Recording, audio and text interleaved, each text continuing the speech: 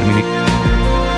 Hay un evento en este momento del Ministerio del Interior en donde está el comisionado de paz Oti Patiño. Están hablando allí de derechos humanos. El comisionado Patiño, que envía en las últimas horas una carta sentida, particular, hablando de su vida, de su trayectoria de revolucionario, se la envía a los jefes del ELN con el mensaje y el ultimátum: definan ya, y antes de que termine este mes de enero, definan si están o no con la paz. Desde el centro de Bogotá, a esta hora, Caterina Ávila. Néstor, buenos días. Los saludo precisamente desde una sesión de la Mesa Nacional de Garantías a la que asiste el ministro del Interior, y también otro de los invitados es el comisionado de paz Oti Patiño, quien, como usted lo dice, en las últimas horas envió una carta al ELN. Comisionado, una de las cosas que usted dice en esta carta es que a su mano derecha hay un plan para asesinarlo por parte del ELN. ¿Qué información tiene usted de ese plan y cuándo conocieron esta información? Bueno, no es un plan, es una decisión del Comando Central, y hablo con toda la seguridad y la certeza de que trata de una decisión, porque esa información la hemos recibido de 8 fuentes altamente confiables, de tal manera que no se trata de un plan. Es algo más grave aún, no es una amenaza, es una decisión de asesinar a Álvaro, y desde luego pues eso es un delito mayor, porque es un delito contra la paz. En este país se han cometido delitos contra la paz, delitos contra quienes han firmado la paz, con quienes están construyendo la paz, y desde luego eso es absolutamente grave, y yo diría que inadmisible para una organización que se llama a sí mismo revolucionaria y que está buscando el reconocimiento como una organización armada rebelde. Néstor, lo escucha el comisionado Oti Patiño. Gracias, Catherine. 8:30 minutos. Oti, feliz año, buenos días. Buenos días, ¿cómo le va a usted? Bien, estoy aterrado oyéndolo. ¿Cómo es posible que el comisionado de paz diga: quieren matar al negociador, a Álvaro Jiménez, los señores del ELN, que están en teoría en un proceso de paz con el gobierno? ¿Usted tiene alguna explicación, o esas fuentes qué explicación le dan a usted? No tengo una explicación razonable. Digamos, me aterra un poco la degradación. Álvaro me comentaba ayer, yo esperaba, digamos, de que me amenazaran los grupos de derecha, que me amenazaran los grupos sicariales. Jamás me imaginé que en un gobierno como este y una organización que se llama así mismo de izquierda me obligara a asumir otra vez la vida clandestina. Sí. Álvaro Jiménez es negociador hoy con el Clan del Golfo. Con el Clan, no con disidentes de las FARC, ¿verdad? Él está hablando, Álvaro estaba hablando con la gente del Clan del Golfo, que es el proceso más complicado que tiene este gobierno, porque desde luego el Clan del Golfo, o como ellos se llaman a sí mismos, el Ejército Gavitanista de Colombia, es la organización que está creciendo más en Colombia y que está, digamos, sobre la huella de los antiguos grupos paramilitares. Sí. De tal manera que es una organización de alta peligrosidad, que de luego de alta perturbación para la paz y la democracia en Colombia, y Álvaro estaba en esa difícil, delicada y peligrosa tarea, pero la amenaza no viene de ellos, y la decisión de asesinarlo no ha venido de ellos, sino paradójicamente de un grupo como el ELN, que se precia a sí mismo de ser un grupo revolucionario. Sí, voy a dar otro ingrediente de quién es Álvaro Jiménez, Oti, que a mí es lo que más me impresiona de esta historia. Álvaro Jiménez también fue integrante del M-19, ¿cierto? Sí, claro. Sí, además siempre estuvo en tareas muy delicadas, las comandancias distintas que pasaron por el M-19, por Jaime Bateman, Álvaro Fallada, Iván Marino Espina, Carlos Pizarro, le encomendó siempre trabajos bastante delicados y difíciles, y Álvaro, con su sentido del riesgo, con su sentido de la entrega, con su inteligencia, digamos, para afrontar cosas difíciles, las pudo afrontar, y siempre gozó de una gran confianza por parte de las organizaciones, del M-19. Es decir, sufrió durante todo este periodo más de un atentado. Después del proceso de paz recibió muchas amenazas, un intento también de ser asesinado por uno de los frentes que tenía las autodefensas de Urabá, de Córdoba, Urabá, un señor llamado, apodado Doble Cero, intentó matarlo en Medellín. Y desde luego, pues, sin embargo, Álvaro sabía que construir la paz, no solamente hacer la guerra, tiene sus riesgos. Jamás se imaginó Álvaro que una organización como el ELN decidiera graduarlo como enemigo y tomar la decisión de asesinarlo. Sí.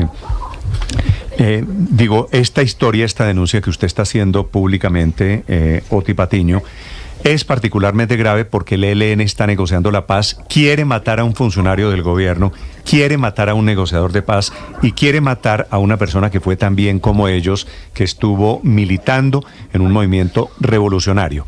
¿Cómo es posible, ahora le pregunto, Oti, señor Patiño, que usted les esté dando todavía ultimátums? ¿Usted tiene alguna duda o alguna esperanza de que ellos realmente quieran la paz? No, yo no doy ultimátum, jamás este gobierno tiene ese estilo de dar ultimátum. Siempre estamos abiertos al diálogo, hasta digamos con el peor de los criminales.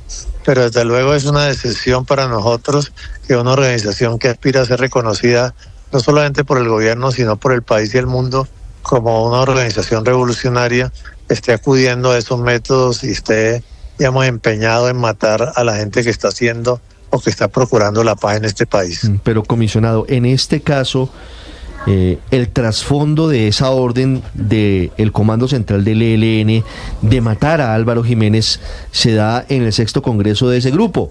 Y el telón de fondo es la decisión del Frente Comuneros del Sur de separarse de la línea del COSE y de avanzar en un proceso de paz aparte por petición de las comunidades del departamento de Nariño.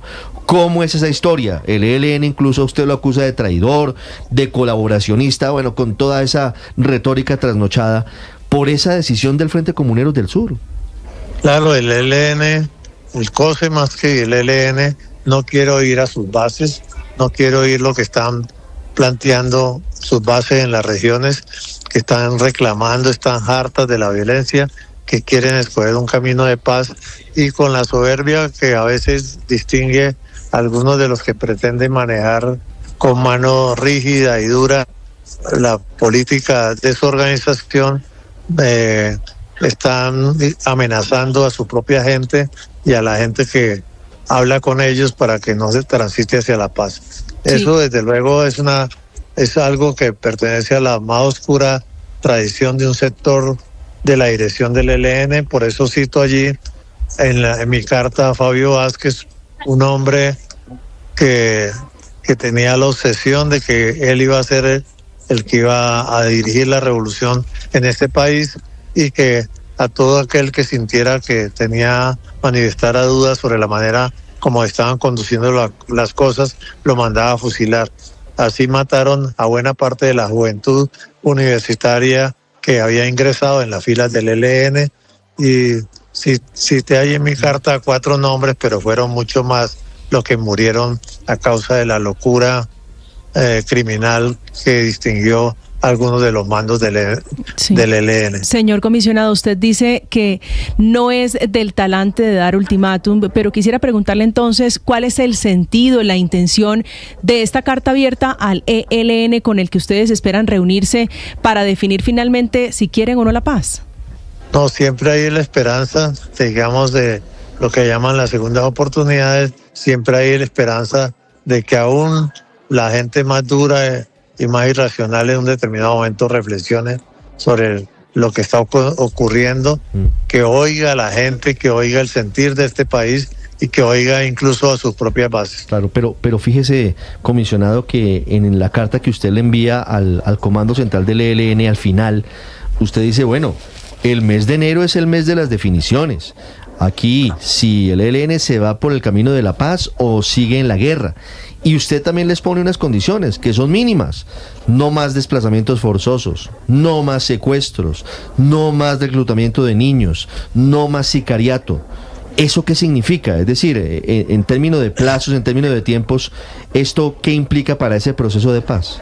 Sí, eso es el mandato por la paz que el país votó. Más de 10 millones de colombianos votaron en el siglo pasado, y que yo creo que sigue vigente.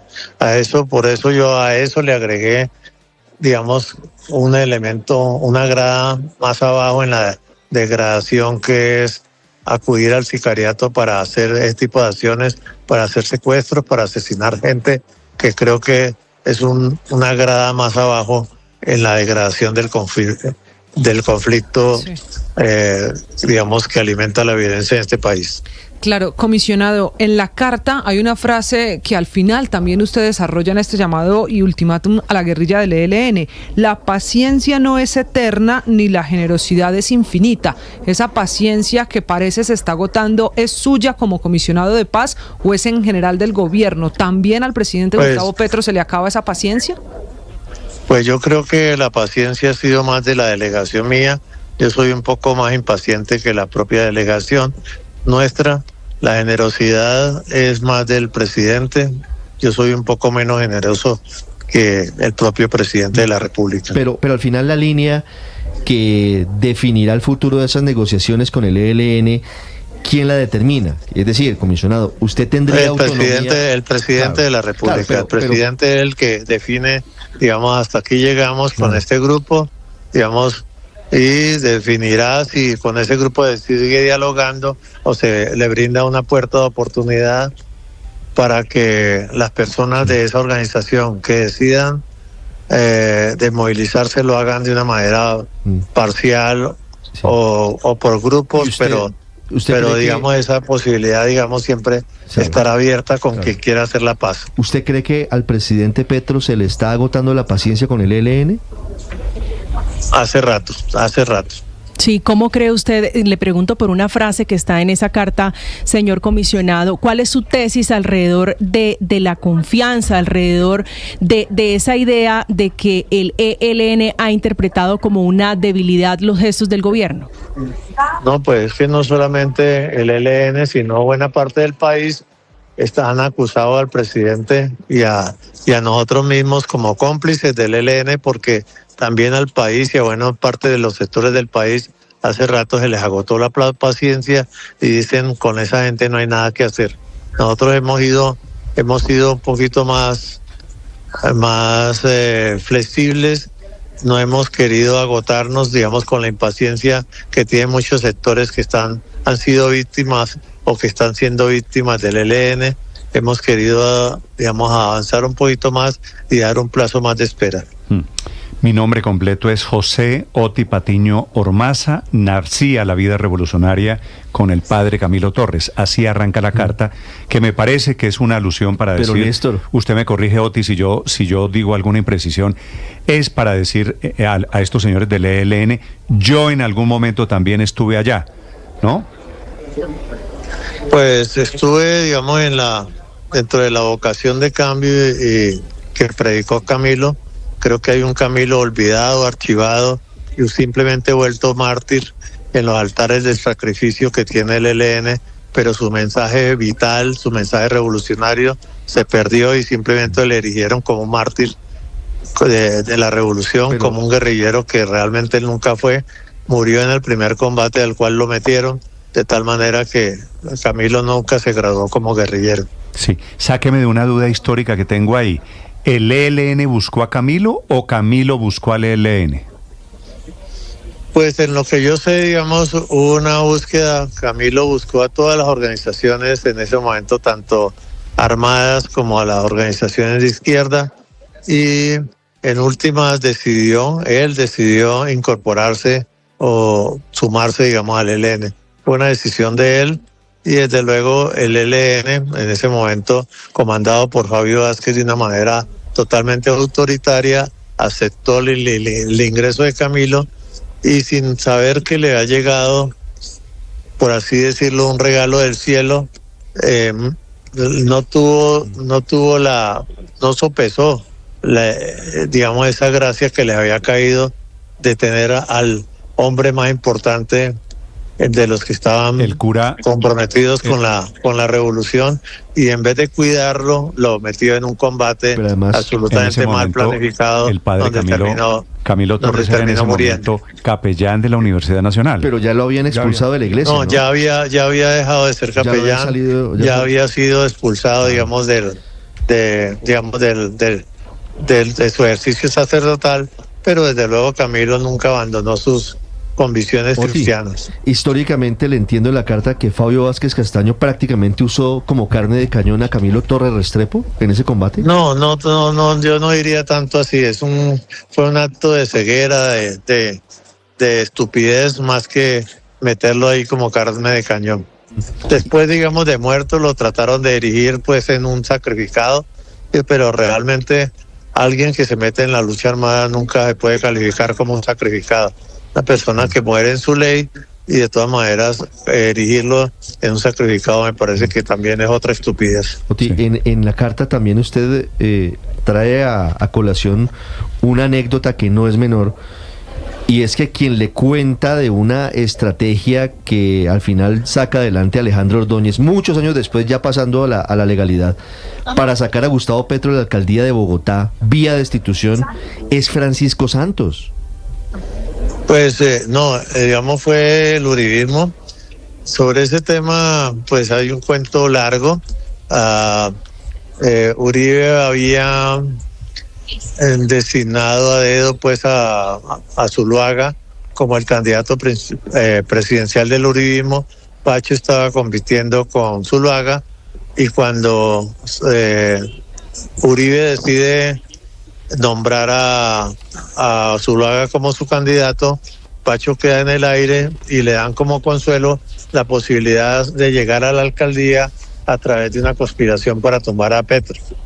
En ese momento, pues alcalde de Bogotá, y Petro, digamos, y Pacho, digamos, se le zafó, por hablar en esos términos, contarle a un amigo en presencia mía de que se estaba en esa conspiración y que él iba a lanzarse como candidato para sustituir a Petro. Digamos, ese es el contexto en que yo sé, digamos, de esa conspiración, no porque Pacho estuviese conspirando en ella, sino porque era el beneficiario inmediato de la tumbada de Petro. Eso fue lo que yo conté en Canal Capital, digamos, y desde luego pues lo hice con todo el dolor que me significaba a mí contar una infidencia que afectaba profundamente a Pacho, porque con Pacho habíamos construido una amistad basada en una lucha común por la paz en Colombia. Él lideró algo muy importante, había liderado campañas muy importantes con resultados El mandato muy por la importantes paz como del 97. Claro, en el 97, exactamente. Y con él construimos una amistad que aún, a pesar, digamos, de que yo hice esa infidencia, digamos, no se rompió totalmente. Claro, se lesionó terriblemente y yo sabía que eso iba a lesionar profundamente esa amistad. Y la verdad es que, pese a eso, que es también lo que yo destaco y destaco el espíritu de nobleza, que aunque la distancia con Pacho se ha venido agrandando, pues porque él digamos, se ha alejado un poco de su sentido humanitario y ha caído más, digamos, acudiendo a una mentalidad mucho más guerrerista. De todas maneras, conserva algo de su buen espíritu y de su nobleza como hombre que defiende causas humanitarias. Ahora, esa es una anécdota interesante. ¿Y qué tiene que ver eso con el ELN, Oti?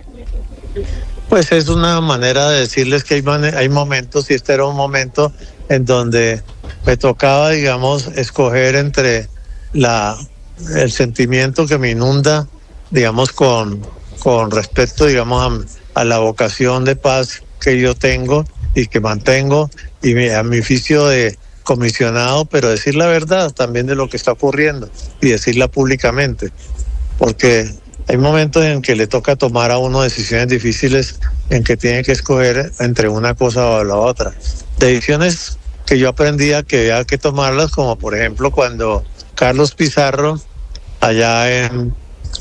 cuando la matanza de Tacuello, donde estaba comprometido su hermano Hernando Pizarro, al lado de Fedor Rey, donde estaban matando a su propia gente, decide hacer la denuncia pública de lo que estaba ocurriendo y llamó a los periodistas, cosa que era inusual dentro de la izquierda colombiana, que muchas veces plantea de que la ropa sucia se lava en casa, pero hay veces en que no es suficiente eso, que hay que hacer públicas las verdades, y ese fue el caso, digamos, de que planteó en ese momento Carlos Pizarro y Álvaro Fayad cuando hicieron esa denuncia pública de las atrocidades que también a veces comete la izquierda. Usted me dice que no es un ultimátum, le creo, ni más faltaba, pero les da una fecha, tiene que ser en enero, cuando el ELN diga si quiere o no quiere seguir en este proceso. Sí, digamos, sí, si no quieren hacer ese proceso, si quieren seguir con sus negocios, manteniendo un discurso que cada vez es menos creíble, incluso por ellos mismos, pues ellos están no en su derecho, pero están en su lógica. Entonces, aún frente a gente que quiere desarrollar negocios bajo cualquier discurso doctrinario, pues el gobierno está en la disposición, porque el primer deber del gobierno es proteger a la gente, y desde luego si se pueden hacer pactos humanitarios para evitar un daño mayor de la locura sanguinaria que muchas veces tienen algunas organizaciones, también está dispuesto a hablar sobre el tema de proteger a la población civil. Oti Patiño es el comisionado de paz del gobierno colombiano. Son las 8:49. Señor Patiño, Oti, gracias por acompañarnos y gracias por compartir sus reflexiones alrededor de el siempre enigmático tema del ELN. Muchas gracias. Bueno, muchas gracias a ustedes, muy amables. Felipe.